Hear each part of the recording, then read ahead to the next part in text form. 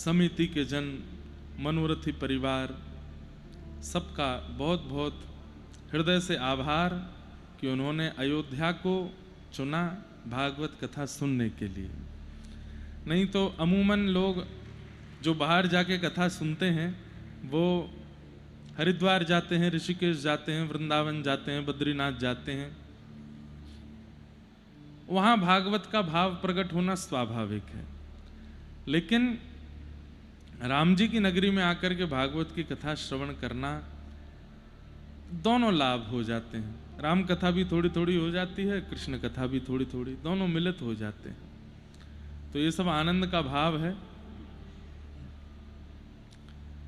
आज तृतीय दिवस की कथा हम लोग प्रारंभ कर रहे हैं और कल चतुर्थ दिवस में अयोध्या नगरी में श्री राघव जी के सन्मुख वृंदावन चंद का जन्मोत्सव मनाएंगे।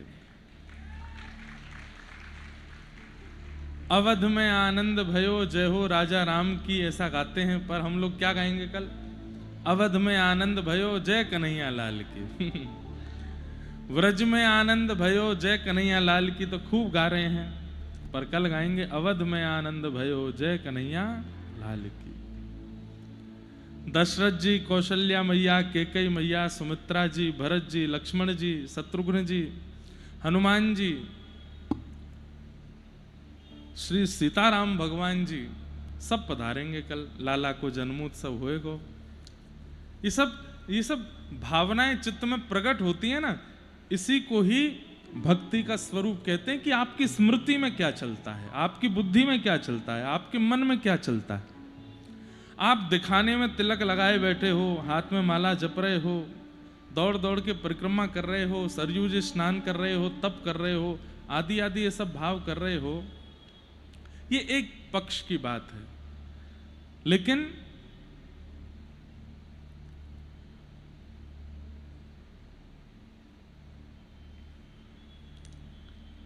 मन में क्या चल रहा है, बुद्धि में क्या चल रहा है,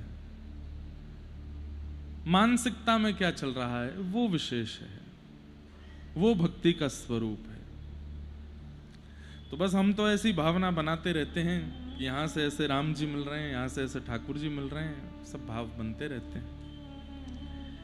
कई सारे प्रश्न कल भी आए थे, लेकिन हम भाव भाव में उत्तर नहीं दे पाए। आज भी कई सारे लोगों के भाव आए हैं। पहले कल वालों के भाव थोड़े से, क्योंकि वो भी आवश्यक हैं।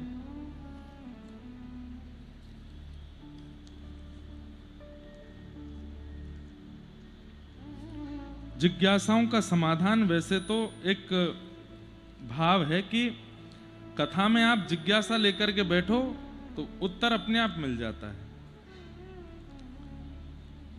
एक महाराज जी यहां विराजमान है, उन्होंने एक प्रश्न किया है।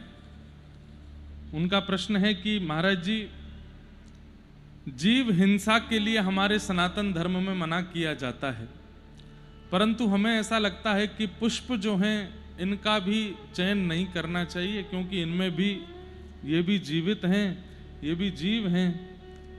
आपकी भावना बहुत सुंदर है, उस भावना को बारंबार प्रणाम करते हैं, पुष्प में जीव भाव रखते हैं, परंतु ये बात भी हमारे शास्त्रों में और सब जगह निश्चित है कि संसार में कई वस्तु बनी केवल और केवल ठाकुर जी को अर्पित करने के लिए है। वह वस्तु का प्राकट्य भी ठाकुर जी के लिए ही हुआ है।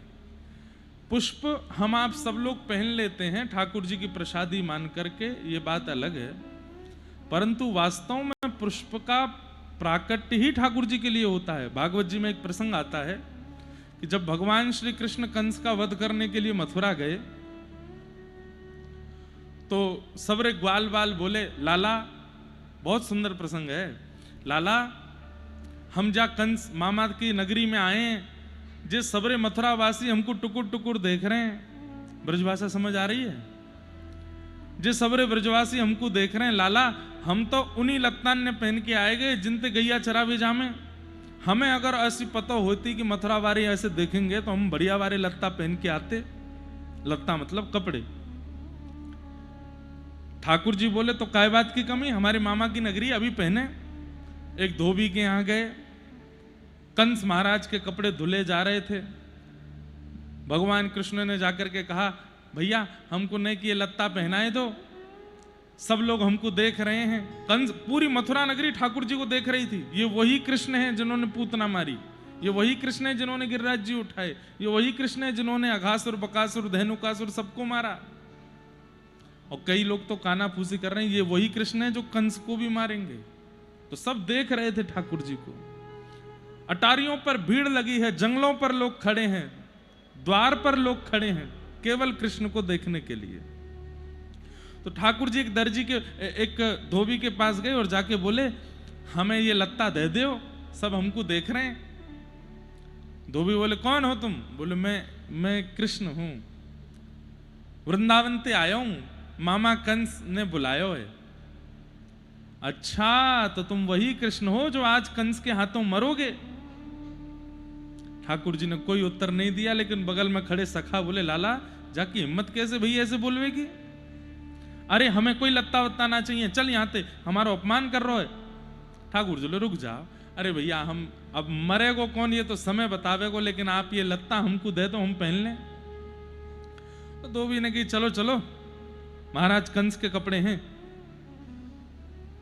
इनकी कण की भी बराबरी नहीं कर पाओगे तुम, इनको पहनने की इच्छा रखते हो? बहुत अपमान किया। तो ठाकुर जी से सब ग्वाल बाल बोले, लाला ने कि एक बार या तू अपने पूतना वाले हाथ दिखा दे। ठाकुर जी बोले, अभी दिखाऊं? धोबी को बोला, इधर आओ। ने धोबी पास गया, ठाकुर जी ने एक हस्त प्रहार किया, एक हस्त प्रहार में ही पूरा सर घूम गया, वही मृत्यु। कंस के कपड़े उतार उतार करके सब ग्वाल बाल और ठाकुर जी ने पहन लिए। स्थिति ये हो गई कि बिना झाड़ू के ही सड़क साफ हो रही है। ठाकुर जी इतने से कंस के लत्ता इतने बड़े बड़े, और ठाकुर जी कभी यहां से बांह ऊपर खींचें, कभी यहां से कुर्ता ऊपर खींचें, और सबरे ग्वाल बाल कहें, लाला नेक बड़े से हैं लत्ता। तो ठाकुर जी बोले, नेक नहीं बहुत बड़े हैं, चलो दर्जी के पास चलो। तब एक दर्जी के यहां गए।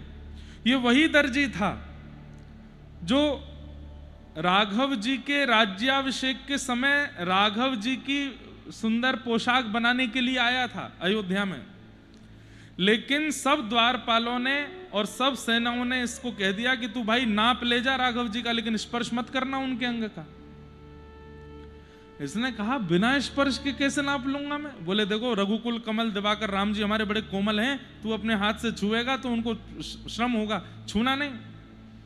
और दो तलवार वाले उसके गर्दन पर तलवार रख के उससे नाप लिबा रहे, वो दूर दूर से नाप ले रहा था और रोए जा रहा था। परमात्मा के इतने सन्मुख आकर के भी स्पर्श नहीं कर पा रहा। दूर से ही कमर का नाप लेवे, दूर से ही चरणों का नाप लेवे, गले का नाप। ठाकुर जी इतने भावुक हो गए। ठाकुर जी ने उसको कहा, सुन, द्वापर में तू फिर दर्जी बनेगा और मैं कृष्ण बनूंगा, और तब अब तो तू आया मेरे पास, तब मैं आऊंगा तेरे यहां, तब तू खूब उमड़ घुमड़ के जहां जहां स्पर्श करना हो सब कर लेना। ठाकुर जी ने जैसे ही देखे ये कंस के वस्त्र इतने बड़े बड़े, ठाकुर जी को तुरंत याद आई, अरे वो दर्जी है मथुरा में, वहां चलो।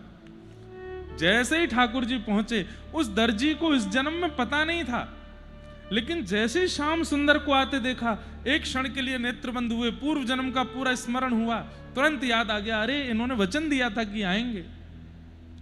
ठाकुर जी को भीतर लेकर के बोले, अब तो मैं अच्छे से नाप लूंगा। बोले, ले ले। और महाराज कभी कमर पकड़े ठाकुर जी की, कभी हाथ पकड़े ठाकुर, कभी चरण पकड़े, और पकड़ करके रोवे, ग्वाल बाल के नाप ले रोए, अरे तू नाप ले रहो कि हमारे लाला के रोम कूपन में घुसवो चारो है, अरे नाप ले जल्दी कर। तब माने ठाकुर जी का नाप लेके वही वस्त्रों को ऑल्टर कर दिया, मतलब ठाकुर जी की फिटिंग हो गई। अब सब ग्वाल बाल बोले, हाँ लाला अब बढ़िया लग रहे हैं। लेकिन लाला, ब्रजवासी इनके माथे पे जब तक चंदन ना लगे तब तक आनंद नहीं आवे। इतने में ही कुब्जा आ रही थी सामने से, उसके हाथ में चंदन। ठाकुर जी ने कही, रुक जा, अभी चंदन लगवाऊं। हे सुंदरी, तुम कहां जा रही हो?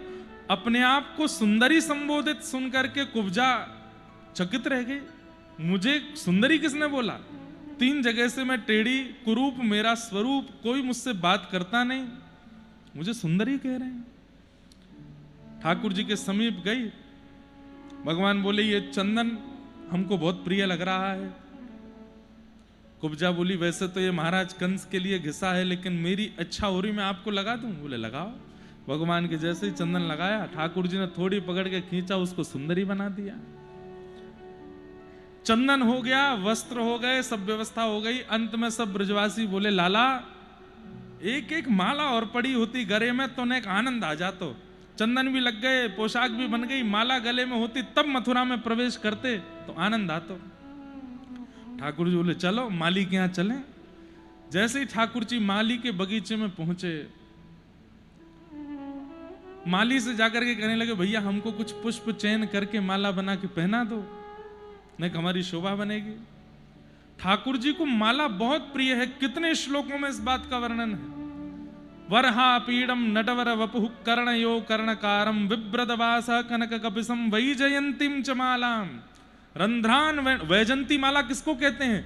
जिसमें अब जैसे ये अभी आप सब लोग हमको पहना रहे, इसमें गेंदे का पुष्प, भागवत जी पर जो अर्पित है इसमें गुलाब का और श्वेत पुष्प। वैजंती माला होती है जिसमें 5 प्रकार के पुष्प होते हैं, 5 पुष्प, पीले हैं, हरे हैं, लाल हैं और सब में सुगंधी है। और ऐसे नहीं कि बस भर दिए एक के ऊपर एक, उनकी सुंदरता ऐसी है कि बस ठाकुर जी प्रसन्न हो जाए उसको देख के। वही जयंतीम च माला। तो ठाकुर जी ने जाके माली से कहा कि हमको माला पहनाओ। माली बोला सारे पुष्प कंस के सभा में सजावट में लग चुके हैं, अब बगीचे में कुछ नहीं बचा। तो भागवत जी में वर्णन आता है कि जब बगीचे के भीतर पौधों ने देखा कि श्याम सुंदर बाहर खड़े हैं और हमारा चयन करने के लिए आए हैं, और हम इतने दुर्भाग्यशाली कि हमने अपने ऊपर उत्पन्न हुए पुष्पों को कंस की सभा में भेज दिया, तो सारे पौधों ने मन में विचार किया कि हमारा जीवित रहना, हमारा पौधा बनना धिक्कार हो गया कि हम ठाकुर जी की सेवा नहीं कर पा रहे। तब उन सब ने ब्रह्मा जी से प्रार्थना की, हे विधाता, आपका नियम है कि महीना 2 महीना में हम पे पुष्प आता है, लेकिन आज सुबह ही हमारे पुष्प तोड़ लिए गए हैं कंस की सेवा के लिए, लेकिन हम तो वास्तव में पृथ्वी पर इनकी सेवा के लिए आए हैं। कृपा करके भले ही हमारे प्राण हरण कर लीजिए, लेकिन अभी इसी वक्त पुष्प प्रकट कर दो ताकि हम इनकी सेवा कर सकें। ब्रह्मा जी ने उन सबके भाव को पूर्ण किया और